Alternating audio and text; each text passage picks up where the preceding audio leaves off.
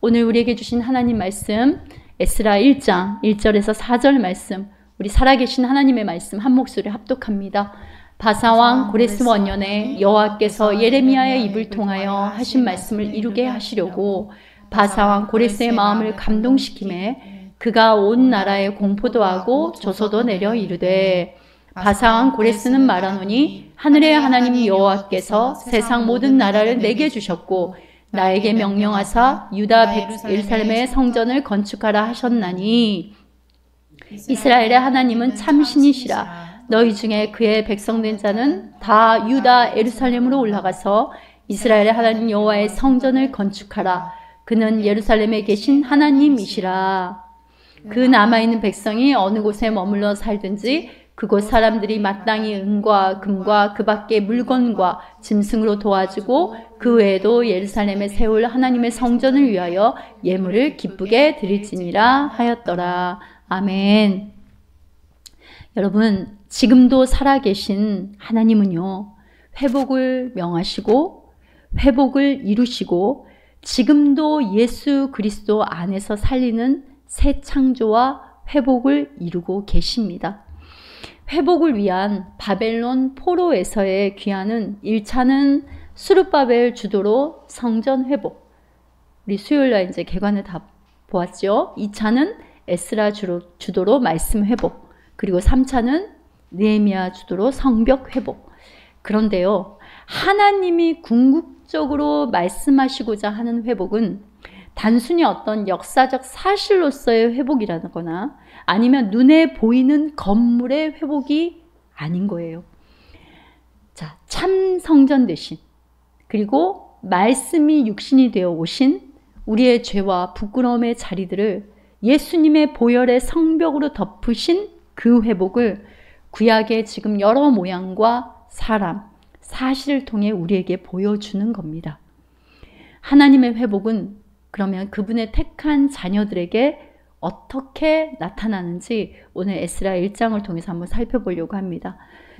자, 먼저 하나님은 언약을 친히 이루시고 역사의 주관자 되시는 하나님입니다. 먼저 출애굽을 한번 볼게요. 하나님이 아브라함에게 이런 언약을 하셨어요. 일찍이. 자, 창세기 15장 13절에서 14절 보세요. 여호와께서 아브라함에게 이르시되 너는 반드시 알라. 내 자손이 이방에서 객이 되어 그들을 섬기겠고 그들은 몇 년 동안?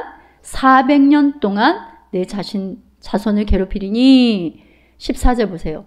그들을 섬기는 나라가 내가 징벌할 텐데 그러면 그 이후에 자손이 큰 재물을 이끌고 나오리라. 그러니까 정확한 출애굽의 때를 말씀하신 하나님은 실제 하나님의 때가 되셨을 때 출애굽을 이루십니다. 아까 보았잖아요. 400년이라는 정확한 연수까지도 하는 말씀하시잖아요.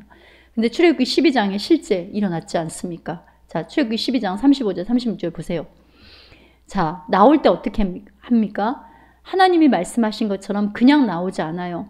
은금과 폐물과 의복을 구했을 때 어때요? 애굽 사람들이 주게 되죠. 그래, 얼른 갖고 나가 이렇게 해서. 그래서 백성에게 하나님 은혜를 입히게 하사 그들이 원하는 대로 주게 하심으로 그 애굽 사람들 물품을 취하였더라. 그런데 우리가 에스라를 읽어보신 분은 알겠지만 어때요?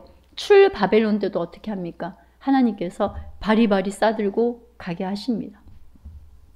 자, 출 바벨론은 예레미야 선지자가 말한 대로 하나님이 정하신 시간 70년이 참에 정확하게 이루어집니다.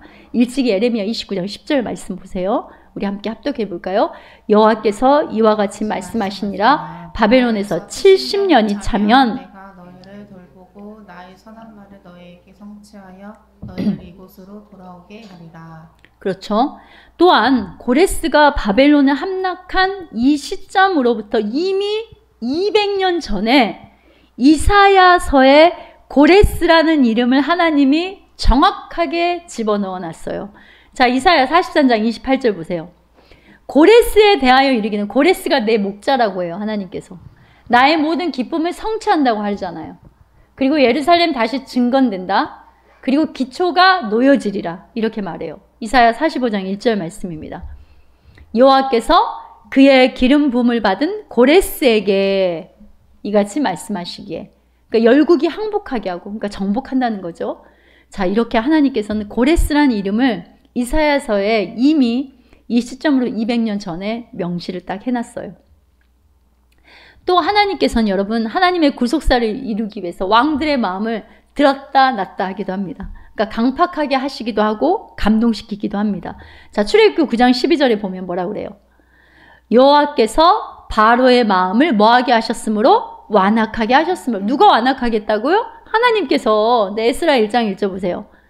하나님께서 바사왕 고레스의 마음을 감동시키매. 왜? 하나님의 입을 통해 하신 말씀을 때가 돼서 이루시려고. 그러니까 이방 왕들의 마음을 들었다 놨다 하시는 분도 누구라고요? 하나님. 그리고 이방 왕들이 하나님에 대해서 무지하게도 하시고요. 이방 왕이라 할지라도 하나님을 참신으로 고백하게도 하시는 거예요. 그러니까 하나님의 전적인 주권이고 섭리입니다. 자, 출애굽기 5장 2절 보세요. 바로가 이르되 여호와가 누구냐? 누군데 내가 니네들 내보내냐? 나는 몰라. 그래서 난 내보내지 않을 거야. 이렇게 말하잖아요. 그런데 에스라 1장 2절에서 3절 보세요. 바사왕 고레스는 말하노니 하늘의 하나님 여호와께서 세상의 모든 나라를 내게 주셨어. 그리고 나에게 명령했어. 이스라엘 하나님은 참신이다. 그의 백성된 자는 다 유다 예루살렘으로 올라가서. 어때요? 하나님은 극과 극을 때로는 다 이용하시면서도 하나님 자녀들의 구원을 위해서 온 모든 것들을 바쳐서 나아가시는 분이라는 말입니다. 그래서 아들 예수님을 주신 거 아니에요. 자, 역사의 주관자는 하나님 한 분이세요. 그런데 이사야 41장 4절에 이 말씀이 나와 있어요. 함께 합독해 봅시다. 누가 이런 일을 일어나게 하였느냐? 누가 처음부터 역사를 결정하였느냐? 나 여호와가 바로 그이다. 나는 처음부터 있었고 마지막 때에도 있을 것이다. 그쵸, 여러분. 누가 결정했다고요? 하나님. 그래서 이 전능하시고 강대하신 신실하신 하나님을 우리가 깨달아 갈수록요, 역사를 히스토리라 하지 않고 히스 스토리라고 하는 거예요. 하나님의 역사라고 하는 거예요. 우리의 삶의 모든 역사도 지금 하나님의 주권 아래 인도함을 받고 있는 겁니다. 나는 엎치락 뒤치락 하는 것 같아요. 어쩔 때는 평탄한 길로 가는 것 같은데 어쩔 때는 숨이 차오를 정도 언덕길로 올라가는 것 같고 때로는 뭐 진흙탕을 뒹구는 것 같은 순간도 하나님의 시간과 하나님의 역사를 우리 삶에 정확하게 기록하고 계시는 거예요. 여러분 이거 믿으십니까? 여러분 삶이 그리고 여러분 자녀의 삶도 하나님의 주권과 하나님의 섭리와 역사에 붙들린 것을 믿으세요, 여러분? 믿으셔야 됩니다. 우리가 이 말씀 통해서 말씀이 그 하나님을 나타내고 증명하지 않습니까? 그러기에 모든 순간에 우리는 하나님은 선하십니다. 이 고백으로 성령님을 의지하고 기도하고 또 하나님을 기대하며 예수의 길을 따라가는 겁니다.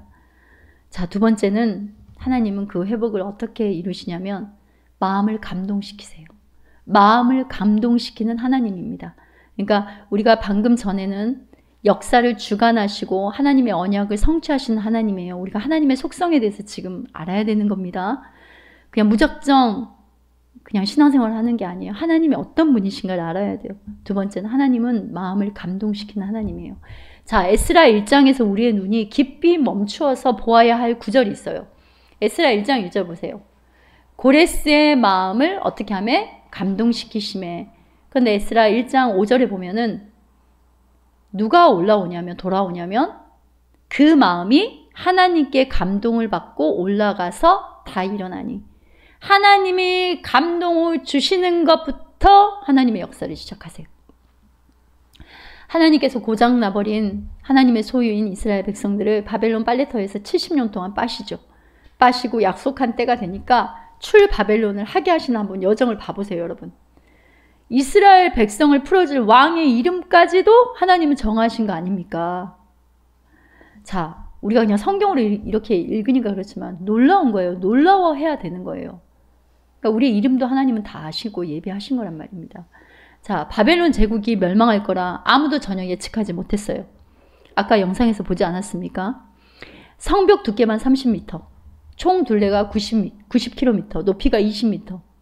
높이가 그러니까 20m인데 그보다 더 높았을 수도 있다고 해요. 성의 면적이 전체 서울 서울 크기만 하고 그 안에는요 20년 먹을 식량이 비축이 되어 있었대요.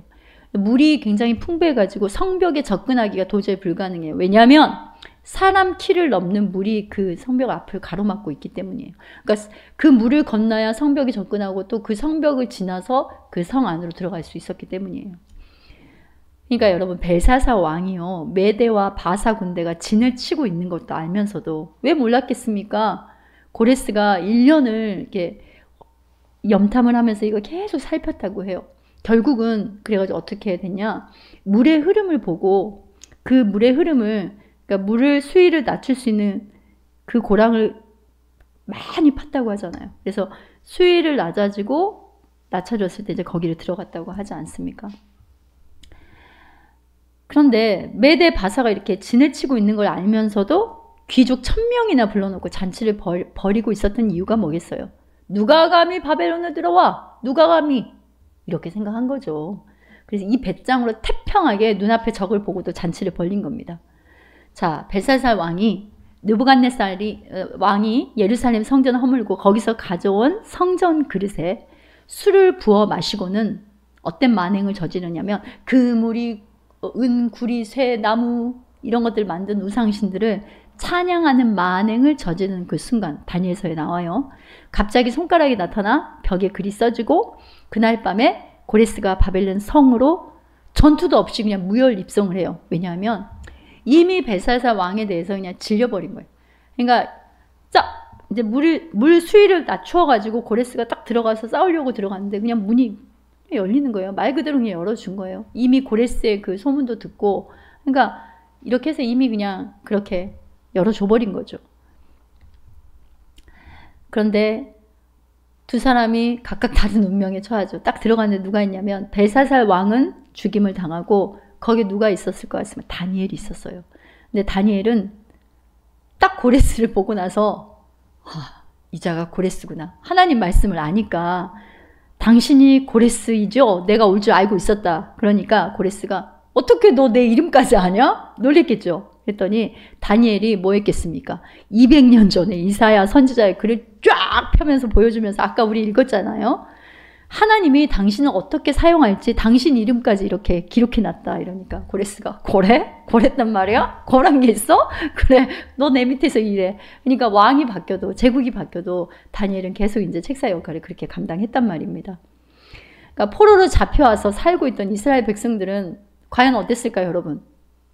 또 나라가 바뀌는 그런 지금 일들이 벌어진 거잖아요. 느부갓네살보다 더 험악한 이 험악한 자가 들어온 거 아니야? 또 우리를 어디로 포로로 끌려가가지고 우리 또 개고생하면 어떡하지? 이렇게 웅성웅성한 그런 밤이지 않았겠어요. 그런데 갑자기 이런 명령이 얼마 뒤에 내려져요. 고향으로 돌아가라. 나는 너희를 섬기는 하나님이 너희들을 돌려보내라고 나를 여기에 보냈다라고 하는 거예요. 자, 이 말을 들으면 자, 어떻겠습니까? 집사님 어떻겠어요?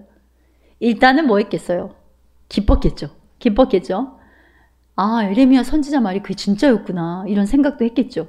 그러나 이때부터 갈등과 근심이 시작이 됩니다. 당시 유대 포로 공동체는요. 내가 내 나라로 돌아가야 될까? 아니면 그냥 여기서 이러고 살아야 될까? 만나기만 하면 친구 만나면 야 돌아갈 거야? 모일 때마다 그냥 3, 4, 5 모이면은 이 이야기가 그냥 주제겠잖아요. 돌아갈 거야? 말 거야? 남을 거야? 야, 너 고향이 여기냐? 넌 애국심도 없냐? 뭐 이러면서 이런 이야기들이 많이 오고 가고 했겠죠. 아까 영상에서 봤지만 저 바벨론 대제국 안에 70년을 여러분 살았어요. 저곳에서 70년을 살았다니까요. 그러니까 기록에 보면은 유대인들이 농업이고 상업이고 금융업에 종사하고 돈도 많았다고 합니다. 그리고 실제 페르시아 문헌에 보면은 고위 관리들이 200명인데 그 중에 11명이 유대인이었다고 하는 거예요. 그러니까 이게 무슨 말일까요, 여러분? 하나님이 왜 예레미야 선지자를 통해서 너희들 바벨론에 대들지 말고 거기 가서 살아라고 하신지 그 이유를 아시겠죠.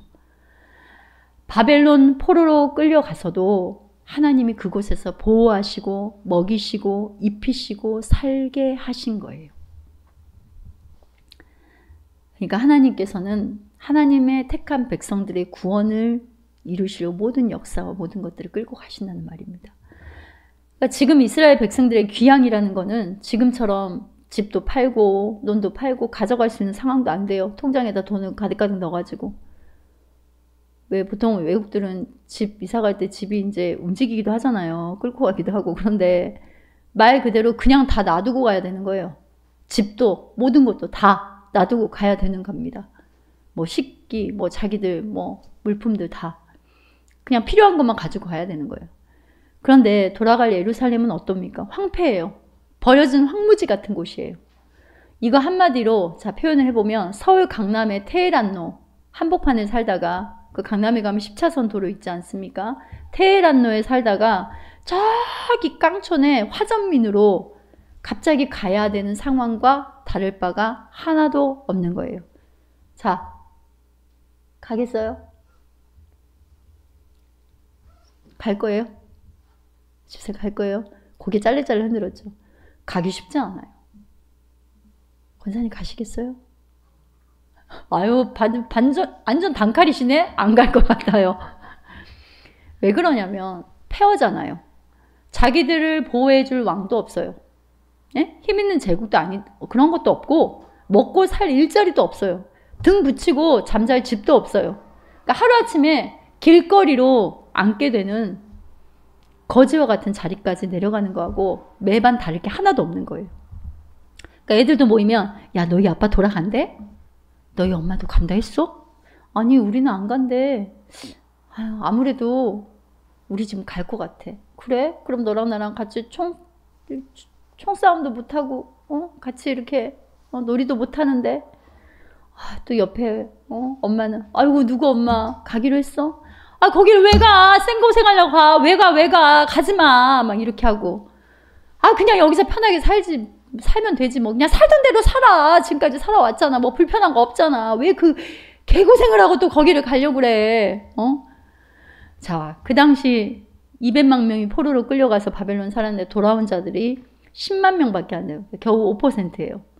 그러나 하나님은 성경에 돌아온 이들을 어떻게 말하고 있는지 아십니까? 에스라 1장 5절 말씀 함께 합독해 봅시다. 함께 합니다. 이에 유다와 베냐민 족속들과 제사장들과 레위 사람들과 그 마음이 하나님께 감동을 받고 올라가서 예루살렘의 여호와의 성전을 건축하고자 하는 자가 다 일어나니. 그 마음이 누구에게 감동을 받았다고요? 하나님께 감동을 받고. 그러니까 에스라 2장의 족보는 하나님께 마음이 감동이 되어 올라온 명단인 거예요. 다시 말해 한 명 한 명 하나님이 돌아오게 예비한 자들이라는 겁니다. 그래서 하나님이 한 명 한 명 몇 명까지 어디 자손까지 계층까지 구체적으로 써놓으신 거예요. 하나님이 기억하시는 하나님이 기뻐하시는 하나님의 영에 감동받은 은혜를 받은 자들이라는 거죠. 자, 시편 103편 13절에서 14절 말씀 우리 함께 합독해 봅시다. 아버지가 자식을 긍휼히 여김같이 여호와께서 자기를 경외하는 자를 긍휼히 여기시나니 난 그가 우리를 채찍하시며 우리가 단지 먼지뿐임을 기억하심이로다. 우리의 무엇을 아시며 체질을 아시며. 여러분 우리도 마찬가지입니다. 단지 먼지 같은 우리를 하나님 손 안에 잡으셔서 하나님의 형상으로 빚으시고 그리스도 예수 안에서 구원하셔서 하나님 앞에 오게 하신 은혜가 너무 큰 거예요. 여러분의 결심으로 여러분의 어떠함으로 하나님 앞에 우리가 있는 게 아니라는 말입니다. 나 같은 부족한 죄인을 죄종 삼아 주셔서 하나님의 말씀을 전하게 하심도 그리고 우리를 오늘 이곳에 돌아오게 하심도 그리고 오늘 우리를 이곳에 두심도 하나님이 예비하시고 인도하신 걸음입니다. 수많은 사람들 중에서요. 예수 피로 말미암아 불러냄을 받은 하나의 공동체로 만나게 하신 것도 우리의 마음을 감동시켜 행하게 하신 어찌 하나님의 은혜가 아니겠습니까?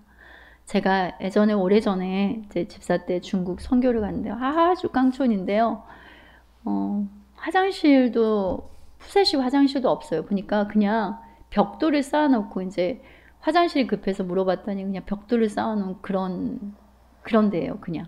그리고 집도 그냥 벽돌을 이렇게 쌓아서 금방 무너질 것 같고. 그런데 이제 거기 가서 이렇게 대화를 하는데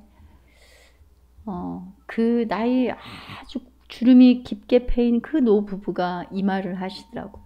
우리가 예수님 피로 구원받지 않았으면 어떻게 지금 이렇게 만날 수 있겠냐. 맞는 거예요, 여러분. 우리가 예수님 피로 구속받고 불러냄을 받은 하나의 공동체로 이렇게 만나는 이 지구상의 수많은 사람들 중에 그것도 하나님의 은혜가 아니겠습니까? 이처럼 여러분, 하나님의 일하시는 방법은요, 먼저 마음을 주시고 그 다음에 움직이게 하세요, 우리를. 그리고 하나님 여호와 일의 은혜를 보게 하십니다. 여호와 하나님의 일에. 그러니까 뭐냐면 우리에게 먼저 마음을 주시고 우리를 움직이게 하세요. 그런데 우리가 뭘 해야 될 것 같아요. 근데 그게 아니라 하나님이 이미 예비하신 그 은혜를 보게 하십니다. 그러니까 마음이 감동이 왔는데도 움직이지 않으면 아무 일도 일어나지 않는 거예요. 자, 빌립보서 2장 13절 보세요. 성경에 나와 있습니다. 함께 합니다.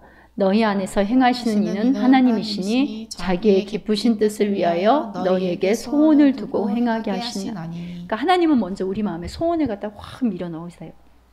그러니까 딱 눈에 잡히고요. 보이는 상황을 먼저 주시는 게 아니에요. 아브라함에게 내가 내게 보여줄 땅으로 가라 했는데 땅을 떡하니 보여주셨다거나 아니면 막 갑자기 막 꿈에 막 이렇게 막 지도를 그려주셨다거나 아니면 땅에 갑자기 막 이렇게 막 지도가 그려진다거나 이게 아니라 가라는 마음을 먼저 밀어 넣어주시고 움직이게 하셨어요. 그래서 결국은 이삭을 바치는 그곳에서 여호와 일의 하나님을 만나지 않습니까? 저도 지나고 보니까 그냥 아이들 가르치고 뭐 영어 수업하고 그러고 있었는데 갑자기 그 하나님께서 부르심을 주셨는데 그것을 제가 계속 의심하고 거부를 하니까 하나님이 확실하게 그런 부분들을 말씀해 주시고 그래도 제가 안 움직이니까 마음이 이미 왔는데 주변의 사람들이 이제 저를 위해서 이제 기도해 주시던 분들이 그런 부분들을 또 하나님께서 알게 하셔서 그래도 제가 그러니까 또 말씀을 통해서 정확하게 말씀하시고 이렇게 해서 이제 41살, 42살 때 이제 신대원을 가게 됐는데 갈 때 제가 초등학교 1학년 입학을 해야 되는 거예요. 그러니까 제가 이제 7살이 될 때, 그러니까 6살이 될 때, 딸이 6살이 될 때 이제 그 마음이 와서 7살 그때부터 이제 1년을 하나님께서 그 시험을 준비하게 하셨어요. 그때는 정말 집에만 박아 놓으시더라고요. 왜 그런지 모르겠어요. 모든 사람들이 갑자기 다 끊어져요. 나중에는 커피 한 잔 마실 사람도 없고 연락할 사람도 없게끔 하시더라고요. 그러니까 그냥 1년을 방 안에다가 뭐 했냐면요. 성경 읽고 있다가 기도하고 또 공부하고 이렇게 하나님이 그냥 아예 그냥 따로 떼다가 그렇게 그게 이제 하나님 이제 시작이었죠. 그런 부분들이. 근데 그게 또 어떻게 견뎌져요. 그 시간들이. 그러니까 하나님이 이제 하시고자 하시는 일들이 있으니까 그냥 부족한 저를 이끌어 가신 거죠. 1학년 입학해야 되는데 쟤도 1학년 입학하는데 초등학교 1학년 입학하는데 얘를 어디다 맡기고 갈 데가 없어요. 왜냐하면 학교가 이제 서울 경기도 쪽이다 보니까 월요일날 학교를 가면 기사에 들어가서 금요일날 나온단 말입니다. 집에 오면 금요일 저녁 때가 다 돼요. 그러니까 어떻게 할 수도 없고 그런다고 저 밑에 고향에 가서 애를 갖다가 맡길 수도 없고 그냥 하나님께 맡기고 간 거예요. 그런데 그냥 이분이 조금 봐줬다가 또 어떤 분이 이렇게 봐줬다가 나중에는 이제 이사부 직장 옆에 딱 그 없는 자리에서 거기서 이제 학교 끝나면 와가지고 그러니까 좀 고생을 많이 했죠 일단. 근데 하나님께서 그렇게 풀어가셨어요. 학비도 돈이 있어서 간 게 아니에요. 그냥 학비도 없었어요. 근데 또 어떻게 해서 하게끔 하시고. 그런데 여기서 또 위기가 끝난 게 아니라 2학년 2학기 때 제가 영적으로도 육신적으로 너무 지치고 힘들었어요. 그래서 제가 휴학을 하려고 해요. 휴학을. 그런데 동기가 이제 친한 동기한테 야 누나 딱 한 학기만 휴학하고 야 내년에 복귀하고 싶다. 그랬더니 그 동기가 하는 말이 누나 지금 멈추면 다시 하기 힘들 거야. 그런데 진짜 그때 제가 멈췄다면 다시 하기 힘들었을 거예요. 근데 제가 그 똑같은 일을 겪었잖아요. 근데 3학년 2학기 때 우리 동기인데 저보다는 언니죠. 한 학기를 쉬고 다음에 언니 지금 멈추면 다시 하기 힘들 거야. 그리고 나중에 졸업하고 나더니 저한테 전화가 왔어요. 너 그때 잡아줘서 고마워. 나도 그런 경험이 있어서 그래. 근데 그리고 이제 개척도 그렇지 않습니까? 처음부터 뭐 개척할 마음도 없이 그냥 하나님 앞에 살아야겠다는 마음으로 그냥. 그런데 어느 날 마음에 그걸 넣어주시더니 이제 제가 미적거리니까 이창균 집사님 어느 날 막 교차로를 찾고 있어요. 뭐 하냐고. 그랬더니 한번 성전터가 어디가 있는가 한번 봐야 되겠다고, 새 나온 데 봐야 되겠다고. 그래서 우리 이제 이곳에 오기 전에 저곳에 이제 10평짜리 거기서부터 이제 개척을 하게 하신 거예요. 근데 뭐 가진 게 있어서 개척한 게 아니에요. 무작정 그냥 얻고 있는 거 가지고 이제 얻고. 근데 하나님께서 저기 예배당에 있을 때도 다 그냥 이렇게 부어주시고 예배한 이들을 통하여 채워주셨어요. 근데 이제 여러분 이곳에 또 하나님께서 또 마음, 이게 좀 이제 성도들도 함께 좀 더 편하게 예배할 수 있게 넓은 데로 가야 되겠다 이런 마음을 주셔서, 근데 또 그냥 무작정 알아봤는데 움직이게 하시더라고요. 근데 우리 저쪽 예배당에 간판 걸어준 사장님 집, 이 집인지 어떻게 알았겠습니까 우리가. 그래서 또 이렇게 왔는데 하나님께서 다 아시잖아요 여러분. 다 하나님이 하나하나 다 채워주신 거. 그러니까 정말 아무것도 생각할 수 없었고 할 수 있었을까 하는데 하나님이 다 채워주시고, 심지어는 뭐 저런 애기들 아이의 마음까지 감동시켜서 저 공기청정기 하나도 이렇게 다 하나님께서 공기청정기까지 뭐 모든 부품 하나하나까지 세밀하게 그렇게 해서 하나님이 그렇게 인도해 주신 것들을 우리는 그런 또 간증을 가지고 있지 않습니까 여러분. 그러니까 하나님이 주신 마음을 따라가는 것은요, 때로는요 두려움과 외로움 속에 걷는 거예요. 그러나 그 한 걸음 시작에서 하나님의 역사는 시작이 됩니다. 우리는 단 한 걸음을 걸었을 뿐이에요. 그런데 하나님은 그것을 기뻐하시고 두 번째 걸음부터는 모든 걸음을 친히 우리보다 먼저 가시고 일을 이루시고 행하시는 하나님이에요. 여러분이 이 하나님의 속성을 알아야 하는 겁니다. 자, 신명기 1장 30절이에요. 제 말이 아니에요. 말씀에 나와 있어요. 함께 합니다. 너희보다 먼저 가시는 너희의 하나님 여호와께서 애굽에서 너희를 위하여 너희 목전에 대 모든 일을 행하신 것 같이 이제도 너희를 위하여 싸우실 것이며, 이제도 너희보다 먼저 가시는 하나님이라는 거잖아요. 네, 로마서 5장 8절 보세요. 우리가 아직 죄인 되었을 때 그리스도께서 우리를 위하여 죽으심으로 하나님께서 우리에 대한 자기의 사랑 확증하셨느니라. 그러니까 하나님이 홀로 먼저 우리를 향한 사랑의 그 확증으로 죄와 사망에서 건지는 예수님의 길, 구원의 길을 내시지 않았습니까? 우리가 하나님께 구원의 길 내주세요 이렇게 요구하지 않았다는 거예요. 하나님이 먼저 가시고 우리가 아직 죄인 되었을 때 그 모든 길들을 이루시고 우리에게 구원을 선물로 주셨다는 말이에요. 하나님은 마음에 감동을 주시고 움직이게 하시고, 움직이는 그 한 걸음이 때로는 버겁기도 해요. 두렵기도 합니다. 그런데 그 한 걸음 가면 하나님께서 여호와 일의 은혜들을 계속 보여주시는 겁니다. 세 번째는 홀로 보내지 않고 함께 가시는 하나님이에요. 뭐 하신다고요? 함께 가시는 하나님. 자, 느부갓네살이 포로를 잡아갈 때 성전 그릇과 보물들을 다 바벨론으로 가져갑니다. 자, 역대하 36장 7절 보세요. 느부갓네살이 여호와의 전 기구들을 바벨론으로 가져가다가 바벨론에 있는 자기 신당에 두었더라. 성전 그릇도 바벨론 어두운 창고에서 70년이 있게 됩니다. 바로 이것은요, 내 자녀가 다시 돌아와 이 성전 그릇들로 예배하게 하겠다는 이미 하나님의 회복의 플랜이 담겨져 있는 거예요. 왜 그러냐면 이미 하나님의 회복의 플랜이 이때부터 이미 다 하나님이 예견하신 거예요. 백성들 홀로 보내지 않고 성전 그릇들도 같이 가게 합니다.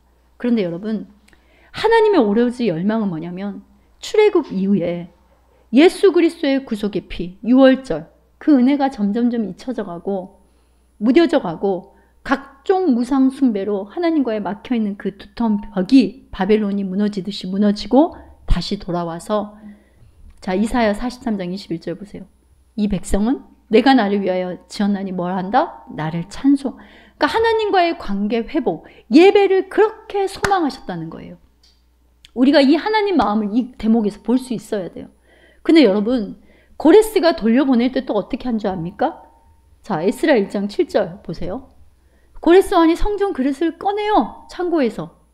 자, 8절요. 자, 그 그릇들을 꺼내서, 자, 유다 총독 세스바살에게 넘겨줍니다. 그리고 11절. 자, 세스바살, 바벨론식 이름인데 스룹바벨을 말하는 거예요. 그 그릇들을 다 가지고 갔더라. 이제 포로 70년 끝나고 돌아가는데 뭐 또 가져가게 하세요, 다시. 성전 그릇들, 보물들도 같이 가게 하시잖아요. 자, 70년을 바벨론 창고에서 포로된 백성들과 함께 있던 성전 그릇들이 또 함께 가고 있는 거예요. 다리오 왕이 고레스의 칙령을 조사해서 발견한 부분에서도 또다시 이게 거듭돼요. 다시 한번 하나님 딱 정확하게 말씀하십니다. 에스라 6장 5절 보세요. 하나님의 성전 금은 그릇을 돌려보내어 가져다가 둘지니라. 고레스 조서에 이렇게 써 있다는 것을 다리오 왕이 때 이제 이게 발견이 되잖아요. 그러니까 왜 하나님은요, 여러분 한번 생각을 해보세요.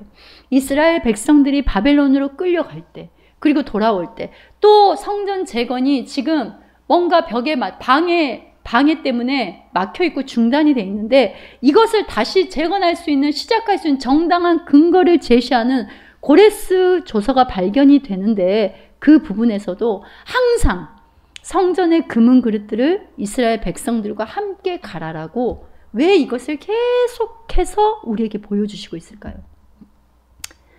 터바, 방주로 홍수의 순간을 함께 겪으신 것처럼 모세의 손에 쥐어준 지팡이로 함께 가시는 거예요. 다윗이 광야로 도망갈 때 여러분, 요나단이요, 겉옷을 벗어줍니다. 그리고 자기의 군복을 입혀줘요. 칼도 주고 활도 주고 띠를 띄워줍니다. 이 언약의 증거물로 그런 걸 주어요.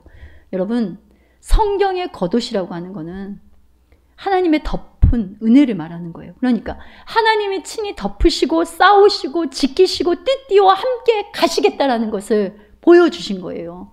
그냥 단순히 우리가 성경을 읽을 때 요나단이 다윗을 좋아해서 이런 걸 줬다, 그게 아니라 그 하나하나 주는 기물들 속에도 하나님의 어떤 의미가 담겨져 있는지 그걸 우리는 볼 수 있어야 되는 거예요. 광야에서 무엇으로 동행하셨습니까? 구름 기둥과 불 기둥으로 동행하셨잖아요.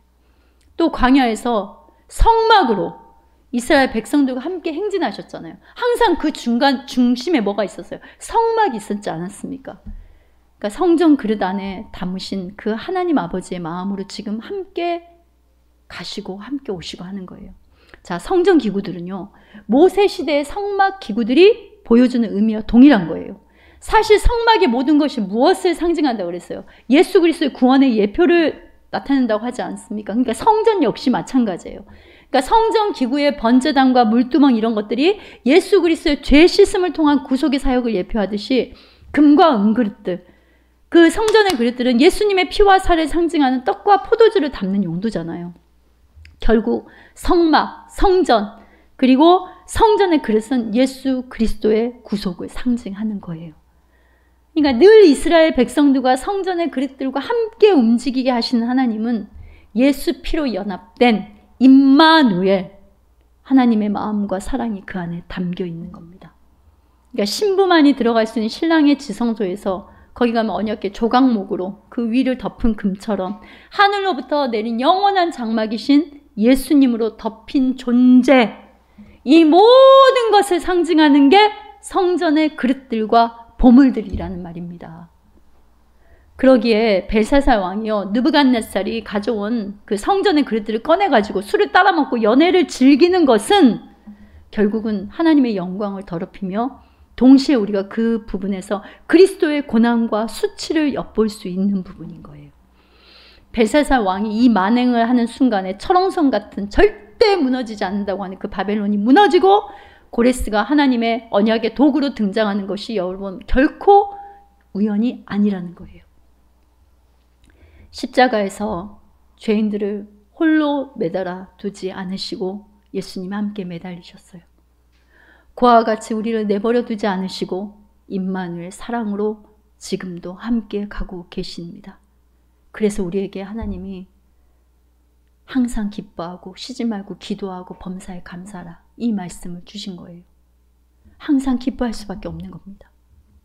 임마누엘, 성경 66권에 흐르는 하나님 되심은 하나님이 함께 하신다는 이 임마누엘의 약속입니다. 임마누엘의 뜻은 임, 함께, 마누, 우리, 엘, 하나님. 합성어로 하나님이 우리와 함께 하신다는 뜻이에요. 창조주가 피조물과 함께 하시는 거예요, 여러분. 거룩하신 하나님이 죄인인 인간과 함께 하시는 거예요. 구원의 하나님이 죄인의 자리에 함께 하신 거예요, 여러분. 그 임마누엘 하나님을 실제 우리 눈에 보이기에 완전한 하나님이 완전한 인간의 몸을 입고 오신 성육신이 바로 누구입니까? 예수님이잖아요. 그래서 여러분, 신명기 31장 6절 함께 합독해 봅시다. 너희는 강하고 담대하라. 두려워하지 말라. 그들 앞에서 떨지 말라. 이는 내 하나님 여호와 그가 너와 함께 가시며 결코 너를 떠나지 아니하시며 버리지 아니하실 것이니라. 아멘. 아멘이시죠.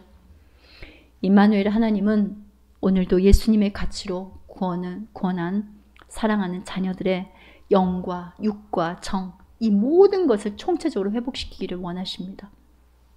그 회복은요, 하나님의 영에 감동되어 사는 존재로 회복을 의미하기도 하는 거예요. 마음이 하나님께 감동되어 하나님과 함께 기뻐하고, 넘어져도 하나님 앞에서 다시 일어나기를 원하고, 울어도 하나님 앞에서 기도의 눈물로 담기기를 원하시는 거예요.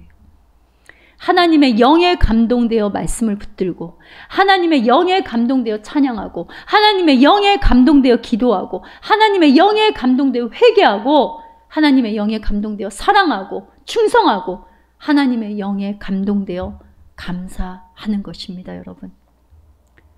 이런 회복을 오늘도 우리 삶에, 우리 마음에 이루어 가시는 그 하나님의 손길을, 이 하나님의 속성을 여러분 삶의 역사의 현장에서 깨닫는 은혜가 임하길 살아계신 우리 주 예수님 이름으로 축원합니다.